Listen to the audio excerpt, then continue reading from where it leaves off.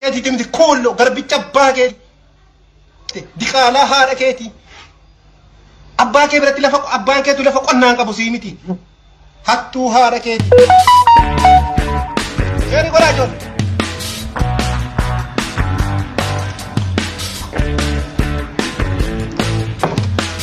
Abiyyi Ahmad ilma farsoon guddatte nama booliin guddatte jechuudha Abiyyi Ahmad jechuun ilma booliin guddatte Abiyyi Ahmad nuti akkana godhee salee boolaa akkana godhee la haa siniitaa Abiyyi Ahmad sallebboo ilma booliin guddatte dhimma siitti hin qabnu nuti Abiyyi Ahmad ilma mana farsootti guddatte jechuudha